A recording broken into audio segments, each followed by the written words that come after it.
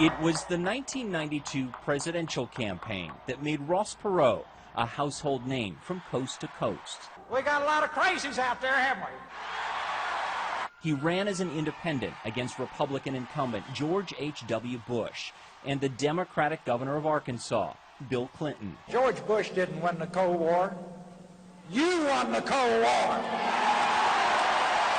North Texans had already known Perot for decades. He built computer services giant Electronic Data Systems, or EDS, and in the process, he became a billionaire.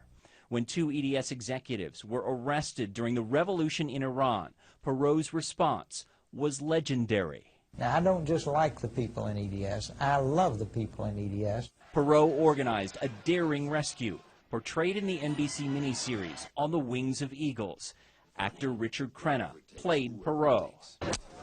Action. The Iranian government has just arrested two of our EDS executives. Perot recruited and trained EDS employees for a mission to free their colleagues from an Iranian prison. I think my mother summed up the Iranian rescue. She was dying of cancer. I was getting ready to go over. You are responsible for them. It's up to you to get them out. Perot and his team did just that. Everyone returned home safely. I think you would have to consider Ross Perot a real American hero. Perot would later sell EDS to General Motors, where he had a seat on the automaker's board and was a champion for change. I, in every possible way, was encouraging the company to move heaven and earth to get competitive. GM didn't like that and paid Perot $700 million to go away. There is no point in doing anything unless you intend to build the finest public school system in the world. Reform in pursuit of excellence was a theme throughout Perot's life. He was a staunch advocate for quality public education. Our challenge simply is this, is to organize grassroots Texas and to make sure that every single member of the legislature knows that the people of Texas want reform, want the finest school system in the nation, and are willing to pay the price for reform. Reform and prosperity were at the heart of Perot's 1992 presidential bid. You've turned politics upside down in 90 days. He fiercely opposed the NAFTA trade deal, warning of a giant sucking sound from jobs leaving the U.S. And he schooled America in economics using pie charts.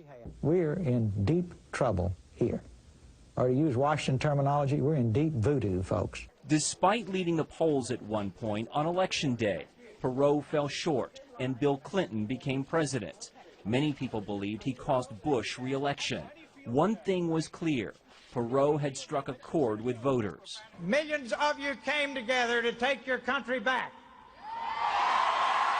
Perot's name will forever be known in North Texas. Perhaps the most visible tribute is the Perot Museum of Nature and Science.